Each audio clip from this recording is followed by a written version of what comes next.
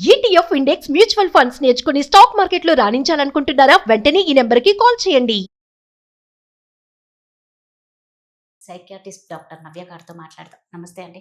నమస్తే అండి. నవ్య గారు, క్యాన్సర్ అంటేనే నిజంగా ఆ పదం వింటేనే ఒక ఫ్యామిలీని అంతా ఒకలాంటి భయాన్ని ప్రేరేపిస్తుంది. ఆ పదం అంత భయంకరమైంది. ట్రీట్మెంట్ అంటే హారబుల్ పెయిన్ఫుల్ ట్రీట్మెంట్. అంత భయంకరమైన ట్రీట్మెంట్ తీసుకొని అంత భయంకరమైన డిసీజ్తో బాధపడుతున్న వాళ్ళు ఆ, కొంతమంది మంచిగా హ్యాపీగా లైఫ్ని లీడ్ చేస్తూ అంటే స్ట్రాంగ్గా ఉంటారు. యాక్చువల్గా ఏమంటారంటే క్యాన్సర్ వచ్చిన వాళ్ళు మెంటలీగా స్ట్రాంగ్గా ఉండాలి. విల్ పవర్ ఉంటే, అది దేనికైనా విల్ పవర్ ఉంటే చాలా మంచిది. క్యాన్సర్కి ముఖ్యంగా నువ్వు విల్ పవర్ ఉంటే నువ్వు ఖచ్చితంగా జయిస్తావు అంటారు. ఇదే మనం కరోనా టైంలో కూడా చూసాం. నువ్వు స్ట్రాంగ్గా ఉంటే నువ్వు కరోనా నుంచి బయట పడతావు అనేసి. అసలు ఈ మన మైండ్ సెట్కి ఈ క్యాన్సర్కి ఏంటి సంబంధం? అంటే ఇక్కడ స్ట్రాంగ్గా ఉంటే మనలో ఉన్న డిసీజ్ అంత ఈజీగా బయటికి పోయి అంత స్ట్రాంగ్గా మనిషి ఎలా తయారవుతాడు? సో ఏంటంటే మనము మెంటల్ హెల్త్ని ఫిజికల్ హెల్త్ని సెపరేట్గా చూస్తాం, ఎస్. కానీ అవి రెండు ఎప్పుడూ కనెక్టెడ్. మన బ్రెయిన్ మన బాడీ అంతా connected. So mental health physical health మనం ఈక్వల్గా ట్రీట్ చేసినప్పుడే మనం దేన్నైనా సర్వైవ్ అవ్వగలుగుతాం. ఇప్పుడు ఫిజికల్ హెల్త్ని మనం వెంటనే ఎట్లయితే డాక్టర్ దగ్గరికి వెళ్తున్నామో మెంటల్ హెల్త్ కూడా అలానే హెల్ప్ ఉంది అని రికగ్నైజ్ చేయడం first step. And mental health వేరు, మెంటల్ ఇల్నెస్ వేరు. అంటే మెంటల్ హెల్త్కి మనం కొన్ని థింగ్స్ పాజిటివ్గా మన లైఫ్లో చేస్తూ ఉండాలి. ఫర్ ఎగ్జాంపుల్ క్యాన్సర్ అంటే ఇట్స్ అ ట్రామా, అంటే ఒక కైండ్ ఆఫ్ ఫేస్, ఒక ట్రొమాటిక్ ఫేస్ లైఫ్లో. బికాస్ ట్రీట్మెంట్ కానీ లేకపోతే ఆ పెయిన్ఫుల్ ప్రొసీజర్స్ కానీ చాలా పెయిన్ఫుల్గా ఉంటాయి. సో ఇలాంటి టైంలో మనం మెంటల్ హెల్త్ని ఎలా మెయింటైన్ చేసుకోవచ్చు అంటే firstly family support. That's a very important thing. Next మనం ఫారెన్లో అయితే మనకి వెల్నెస్ క్లబ్స్ అని ఉంటాయి, కానీ ఇక్కడ మనకు అలాంటివి లేవు. అంటే మన లైక్ దాంట్లో యోగా, మెడిటేషన్ కానీ రిలాక్సింగ్ టెక్నిక్స్ కానీ మైండ్ఫుల్నెస్ టెక్నిక్స్ కానీ నేర్పిస్తూ ఉంటారు, కానీ ఇక్కడ చాలా తక్కువగా ఉన్నాయి. So you have to focus, అంటే మెంటల్ హెల్త్ రిలేటెడ్గా మనం కొన్ని చేస్తూ ఉండాలి. లైక్ కొన్ని పాజిటివ్ థింగ్స్ ఏం హెల్ప్ చేయవచ్చు అంటే జర్నలింగ్, మన థాట్స్ని మన ఎమోషన్స్ని జర్నల్ చేసుకోవడం, లేకపోతే ఎవరితో ఫ్రెండ్స్తో టైం స్పెండ్ చేయడం, మనకి హ్యాపీనెస్ ఇచ్చే activity just as simple as కుకింగో, లేకపోతే పిల్లలతో టైం స్పెండ్ చేయడము, ఫ్రెండ్స్తో టైం స్పెండ్ చేయడము, ఇలాంటి వాటిని మనం అడాప్ట్ చేసుకుంటూ ఉండాలి. అండ్ ఈ టైంలో చాలామంది ఆల్కహాల్, స్మోకింగ్ కూడా తీసుకుంటూ ఉంటారు ఆ బాధ నుంచి బయటపడడానికి, కానీ ఇంకా అవి బాడీని వర్సన్ చేస్తాయి కానీ ఏం హెల్ప్ చేయవు. సో నిజంగా మీరు అన్నారు ఫ్యామిలీ సపోర్ట్ కావాలి అనేసి. నిజంగా వాళ్ళని చూసి ఫ్యామిలీ వాళ్ళే డల్ అయిపోతూ ఉంటారు. నిజంగా ఇక్కడ చూస్తే ఫ్యామిలీను ఆ వచ్చిన పేషెంట్ ఇద్దరు స్ట్రాంగ్గా ఉండాలి అంటే ఎలా?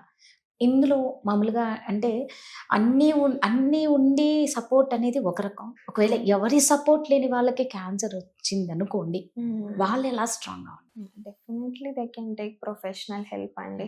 అంటే ఇప్పుడు కేర్ గివర్స్, అంటే వాళ్ళని చూసుకునే వాళ్ళని కేర్ గివర్స్ అంటాం కదా. కేర్ గివర్ బర్డెన్ అనేది క్యాన్సర్ లాంటి సైకాట్రిక్ ప్రాబ్లమ్స్ లాంటి కండిషన్స్లో ఎక్కువ ఉంటుంది. బికాస్ వాళ్ళు కూడా ఎఫెక్ట్ అవుతుంటారు. వీళ్ళు దిగులుగా ఉండడం చూసి, వాళ్ళ దగ్గర వాళ్ళ బాడీ ఇలా పెయిన్లో ఉండడం చూసి వాళ్ళు కూడా చాలా డల్ అయిపోతుంటారు. ఈ కేర్ గివర్ బర్డెన్ తగ్గించాలి అంటే ఫస్ట్లీ ఒకరే రెస్పాన్సిబిలిటీ మొత్తం తీసుకోవద్దు. So they have to delegate, అంటే దగ్గరున్న వాళ్ళకి కొన్ని టాస్క్ అప్పచెప్పడం, అన్నీ నేనే చేసేస్తా అని కాకుండా వేరే వాళ్ళ హెల్ప్ తీసుకోవడం, అలాంటివి చేస్తూ ఉండాలి. వాళ్ళ హెల్త్, వాళ్ళ మెంటల్ హెల్త్, వాళ్ళ ఫిజికల్ హెల్త్ కూడా వాళ్ళు మెయింటైన్ చేయడం స్టార్ట్ చేస్తేనే వాళ్ళకి సపోర్ట్ ఇవ్వగలుగుతారు. నిజంగా అంటే ఇప్పుడు మామూలుగా చిన్నపిల్లలకి వచ్చినప్పుడు ఇంకా అది ఇంకా అసలు ఇక తల్లిదండ్రుల బాధ వర్ణనాతీతం అండి. యాక్చువల్గా ఇక స్టేజ్, అది ఏ స్టేజ్ అయినా సరే వాళ్ళు మెంటలీగా స్ట్రాంగ్గా ఉండాలంటే ఫైనల్గా ఏం చెప్తారు? ఏం చెయ్యాలి వాళ్ళు? అది ఫ్యామిలీ అయినా సరే, వచ్చిన ఆ పిల్లల వాళ్ళైనా పెద్దవాళ్ళైనా ఎవరైనా సరే ఇలా తెలుసుకోగానే ఏమైపోతారంటే మెంటలీగా వాళ్ళు చాలా డిస్టర్బ్ అయిపోతారు అనమాట. అది వినంగానే భయం అనేది అక్కడ స్టార్ట్ అయిపోతుంది. ఇంకా లైఫ్ లేదు, ఇంతటితో అయిపోయింది అనేసి. ఎందుకంటే ఆ ట్రీట్మెంట్ కూడా హై ఎక్స్పెన్సివ్. అది హై కాస్ట్లీ ట్రీట్మెంట్, చిన్న ట్రీట్మెంట్ కాదు కాబట్టి ఒక ఫ్యామిలీని అంతా కుదింప చేసేది క్యాన్సర్. సో అల్టిమేట్గా తెలిసిన వెంటనే కూడా అంటే ఆల్రెడీ మనం అన్నిటికీ యాక్సెప్ట్ చేసేయాలి, అన్నిటికీ రెడీగా, యుద్ధానికి రెడీగా ఉన్నట్టు నువ్వు ఈ ట్రీట్మెంట్కి రెడీగా ఉండాల్సిందేనా. సో ఫస్ట్‌లీ ఏదైనా బ్యాడ్ న్యూస్ వినగానే మన బాడీ, మన బ్రెయిన్ కొన్ని స్టేజెస్‌లో ఎళ్తది. ఫస్ట్ యాక్సెప్ట్ చేయలేము. డినయల్ అంటారు దాన్ని. దేన్ని యాక్సెప్ట్ చేయలేం. తర్వాత కోపం వస్తుంది. ఎందుకు నాకే ఇలా జరిగింది? రైట్. నేనేం పాపం చేశాను? ఇలాంటి ఆలోచనలు వస్తూ ఉంటాయి. తర్వాత దేవుడిని అడగడం స్టార్ట్ చేస్తుంటాం. ప్లీజ్ దేవుడా కాపాడు, ఇలాంటివి చూస్తూ Yes. ఉంటాం. తర్వాత ఈ అన్ని స్టేజెస్ పోయినాక మనకి యాక్సెప్టెన్స్ అనేది స్టార్ట్ అవుతుంది. So firstly you have to give time for your self. Okay, ఆ టైం ఇవ్వాలి. ఒక్కొక్కరికి హీల్ అవ్వడానికి ఒక్కొక్క టైం పడుతుందండి. యూజువలీ గ్రీఫ్ అంటే ఎవరైనా చనిపోయినా, దగ్గర వాళ్ళు ఎఫెక్ట్ అయినా 6 months మినిమం డ్యూరేషన్ పడుతుంది. So all you can do is, ఎవరైతే ఆ ఫేస్లో వెళ్తున్నారో యూ కెన్ గివ్ సపోర్ట్. అది చేయగలగాలి మనం. నేను ఫైనల్గా ఒక్కటి అడగాలనుకున్నా, మామూలుగా అంటే క్యాన్సర్ గురించి వచ్చింది కాబట్టి, క్యాన్సర్ ఒక్కసారి వచ్చింది అంటే రెండోసారి రాకుండా ఉండేంత గ్యారంటీ ఎవరు ఏ డాక్టర్స్ కూడా. సెకండ్ టైం వచ్చి 10% వచ్చే ఛాన్స్ ఉంటుంది. నేనే చాలా మంది చూశాను అనమాట. సెకండ్ టైం, థర్డ్ టైం వచ్చింది. సో నిజంగా అది వినంగానే ఇంకా ఆల్రెడీ ఒక్కసారి నరకం చూసి వచ్చిన తర్వాత రెండోసారి ఆ నరకంలోకి ఎంటర్ అవ్వాలి అంటే అంత ధైర్యం చాలదు. సో అలాంటి వాళ్ళకి మీరు ఏం చెప్తారు ఫైనల్గా? ఒకసారి వచ్చిందంటేనే అది భయంకరమైంది, మళ్ళీ రెండోసారి అటాక్ అయ్యింది అంటే ఈ టైంలో వీళ్ళు చాలా స్ట్రాంగ్గా ఉండాలి. సో ఎలా? సో దీన్ని రెసిలియన్స్ అంటారండి.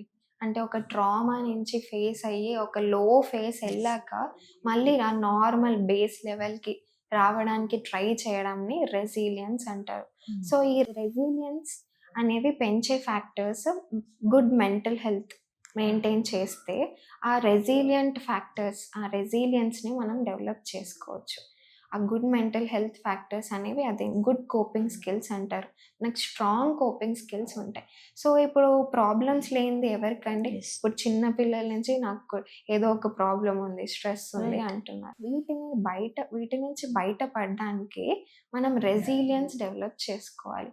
ఆ పాజిటివ్ మెకానిజం అంటే చాలా వరకు ఏదైనా కష్టం వచ్చినప్పుడు మనం నెగిటివ్ సెల్ఫ్ టాక్ చేస్తూ ఉంటాం. ఇది ఇంతే, ఇది అవ్వదు, నా లైఫ్ ఇంతే. లెర్న్డ్ హెల్ప్లెస్నెస్ అంటారు దాన్ని. అంటే రిపీటెడ్గా ట్రామాస్ ఫేస్ చేసి మన బ్రెయిన్ ఎలా అయిపోతుందంటే ఇది ఇంతే, నా లైఫ్లో ఎప్పుడు నెగిటివే అవుతుంది అన్న థాట్స్లో మనం ఉండిపోతాం. అలా కాకుండా good coping skills, positive self talk చేసుకోవడం, ఎక్స్ప్రెస్ చేసుకోగలడం, మన ఎమోషన్స్ని ప్రాపర్గా యాక్సెప్ట్ చేసి ఎమోషనల్గా ప్రాసెసింగ్ చేసుకోవడం, ఇలాంటివి రెసిలియన్స్కి హెల్ప్ చేస్తాయి. థ్యాంక్ యూ అండి.